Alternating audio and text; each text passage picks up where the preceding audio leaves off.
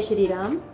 पुस्तकें हमारी सच्चे मित्र हैं और आज धार्मिक ग्रंथ की हमने जो श्रृंखला आरंभ की है, जिसमें हम श्रीमद् वाल्मीकि रामायण का पाठ प्रारंभ कर चुके हैं। पहला भाग में आपने सुना था नारद एवं सनत कुमार संवाद, जिसमें उन्होंने रामायण का महात्म्य बताया था। आज दूसरे एपिसोड में हम सुनने वाले हैं श्री रामायण का प्रथम सोपान बालकांड। तो चलिए प्रारंभ करते हैं। तपस्वी वाल्मीकि जी ने मुनिवर नारद जी से पूछा, मुने, इस संसार में गुणवान, वीर्यवान, धर्मज्ञ, उपकार मानने वाला, सत्य वक्ता और दृढ़ कृतज्ञ कौन है? नारद जी ने कहा, इक्ष्वाकु के वंश में उत्पन्न हुए एक ऐसे पुरुष हैं जो लोगों में राम नाम से विख्यात हैं। वे ही मन को वश में रखने वाले, महाबलवान, कांतिमान, धैर्यवान और जितेंद्रिय हैं। सद्गुणशाली ज्येष्ठ पुत्र को राजा दशरथ ने प्रेमवश युवराज पद पर अभिषिक्त करना चाहा। राम ने राज्याभिषेक की तैयारियां देखकर रानी कैकेयी ने, जिसे पहले ही वर दिया जा चुका था, राजा से यह वर मांगा कि श्री राम का निर्वासन और भरत का राज्याभिषेक हो। कैकेयी का प्रिय करने के लिए माता की आज्ञा के अनुसार उनकी प्रतिज्ञा का पालन करते हुए वीर रामचंद्र वन को चले। विनयशील लक्ष्मण जी ने भी, जो अपने बड़े भाई राम को बहुत प्रिय थे, स्नेहवश वन को जाने वाले बंधुवर राम का अनुसरण किया। जनक के कुल में उत्पन्न सीता भी राम के प्राणों के समान प्रियतमा पत्नी रामचंद्र के पीछे चली। फिर श्रृंगवेरपुर में गंगा जी के तट पर निषाद गुह के पास पहुंचकर धर्मात्मा श्री रामचंद्र जी ने सारथी को विदा कर दिया। निषाद राज गुह, लक्ष्मण और सीता के साथ राम ये चारों भरद्वाज के आश्रम पहुँचे और गुह को वहीं छोड़कर मुनि की आज्ञा से चित्रकूट पर्वत पर गए। वहाँ वे तीनों एक रमणीय पर्णकुटी बनाकर उसमें सानंदित रहने लगे। राम के चित्रकूट चले जाने पर पुत्र शोक से पीड़ित राजा दशरथ विलाप करते हुए स्वर्गगामी हुए। उनके स्वर्ग गमन के पश्चात वशिष्ठ आदि प्रमुख ब्राह्मणों द्वारा राज्य संचालन के लिए नियुक्त किए जाने पर भी महाबलशाली वीर भरत ने राज्य की कामना न करके पूज्य राम को प्रसन्न करने के लिए वन को प्रस्थान किया। परंतु महान राम ने भी पिता के आदेश का पालन करते हुए राज्य की अभिलाषा न की और उन भरत के अग्रज ने राज्य के लिए चिन्ह रूप में अपनी खड़ाऊ भरत को देकर उन्हें बार बार आग्रह करके लौटा दिया। भरत ने राम के चरणों का स्पर्श किया और राम के आगमन की प्रतीक्षा करते हुए वे नंदीग्राम में राज्य करने लगे। भरत के लौट जाने पर राम ने वहां पर पुनः नागरिक जनों का आना जाना देखकर दंडकारण्य में प्रवेश किया।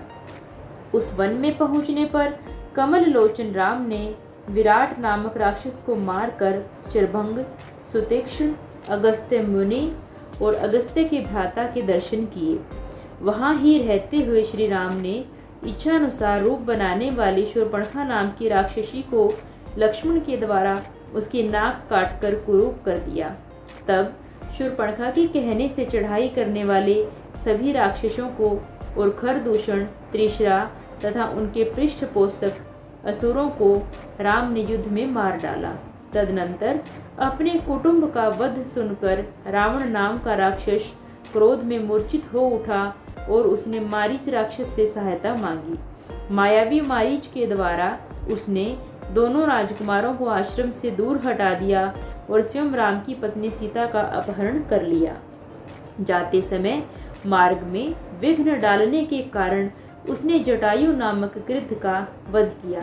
तत्पश्चात जटायु को आहत देखकर और सीता का हरण सुनकर श्री रामचंद्र जी शोक से पीड़ित होकर विलाप करने लगे। उन्होंने जटायु गिद्ध का अग्नि संस्कार किया और वन में सीता को ढूंढते हुए कंबंध नामक राक्षस को देखा।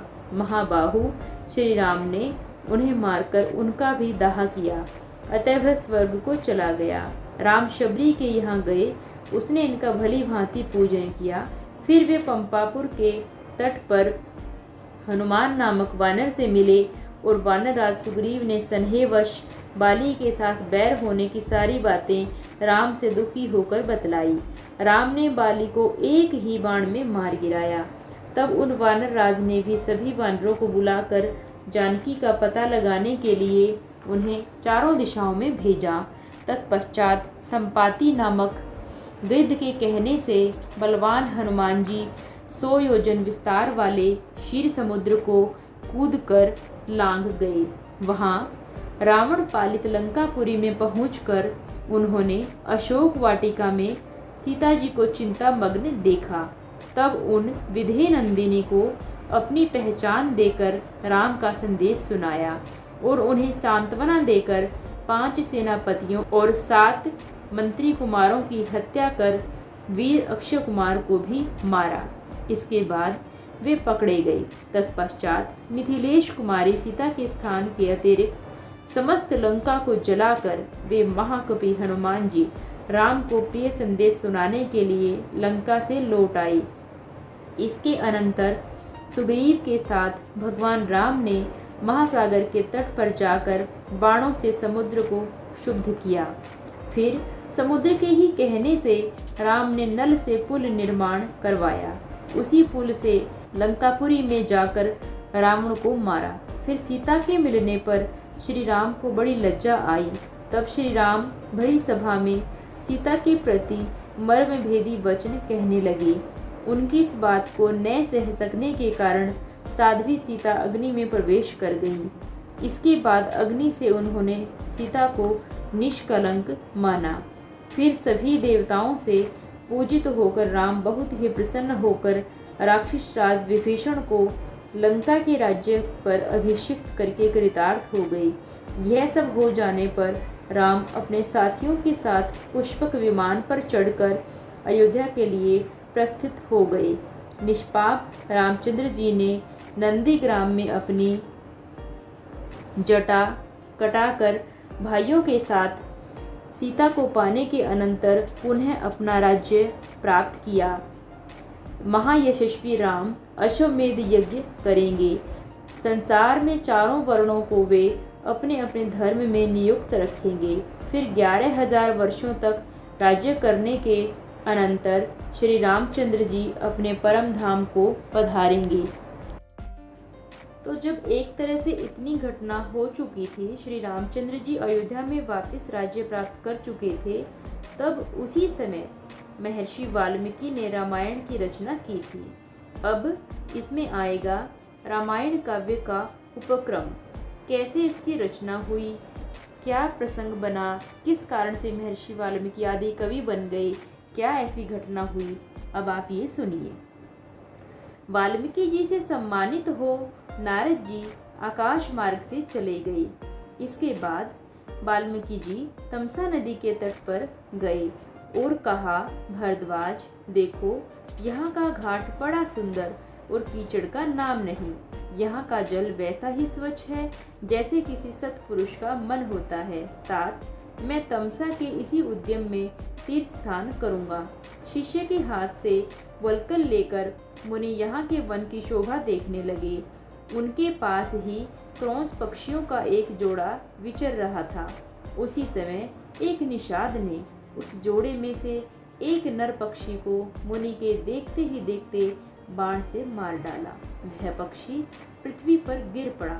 स्वभावतः करुणा का अनुभव करने वाले ब्रह्म ऋषि ने कहा, मां निषाद प्रतिष्ठाम तवम गमः शाश्वती समः यत् क्रौंच मिथुनादेकं वधि काम मोहितम।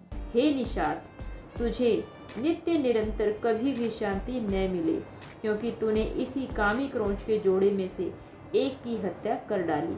तत्पश्चात उन्होंने उत्तम तीर्थ में स्नान किया और आश्रम की ओर लौट पड़े। इतने में ही ब्रह्मा जी मुनिवर वाल्मीकि जी से मिलने के लिए स्वयं उनके आश्रम पर आए। उन्हें देखते ही महर्षि वाल्मीकि ने खड़े हो पाद्य, अर्घ्य, आसन और कुशल समाचार पूछा। भगवान ब्रह्मा के आसन पर विराजमान होकर मुनि भी ब्रह्मा की आज्ञा पाकर आसन पर बैठे, लेकिन वाल्मीकि का मन उस क्रौंच पक्षी वाली घटना की ओर ही लगा रहा।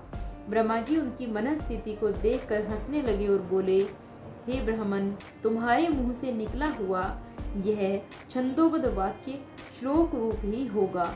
यह सृष्टि का पहला श्लोक बनेगा। परम बुद्धिमान भगवान श्री राम संसार में सबसे बड़े धर्मात्मा और धीर पुरुष हैं। तुमने नारद जी के मुंह से जैसा सुना है उसी के अनुसार उनके चरित्र का चित्रण करो। इसी पृथ्वी पर जब तक नदियों और पर्वतों की सत्ता रहेगी तब तक संसार में रामायण कथा का प्रचार होता रहेगा। नारद जी के मुख से रामचरित्र को सुनकर महर्षि वाल्मीकि जी समाधि के द्वारा श्री राम आदि के चरित्रों का अनुसंधान करने लगे।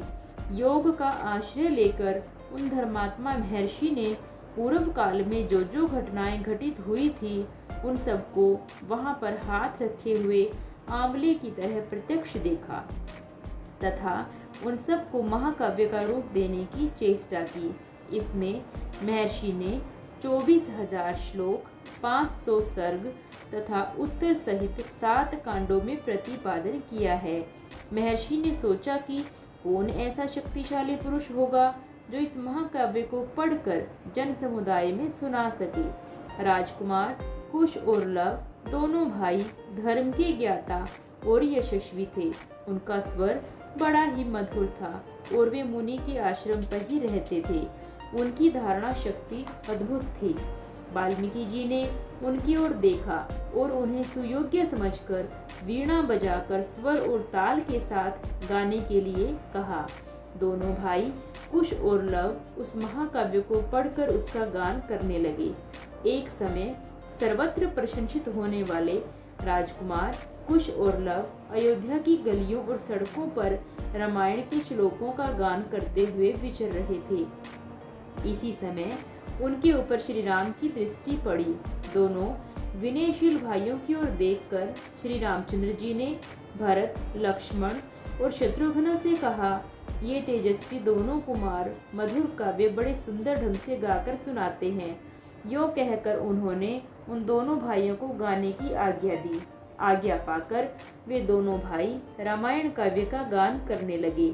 उस सभा में होने वाला वह गान सबकी श्रवणेंद्रियों को अत्यंत सुखद प्रतीत होता था। सभा में बैठे हुए भगवान श्री राम भी धीरे धीरे उनका गान सुनने में तन्मय हो गए। सरयू नदी के तट पर कौशल नामक एक बड़ा रमणीक जनपद है। अन्न और धन से परिपूर्ण इस देश की अयोध्या नाम की प्रसिद्ध राजधानी है।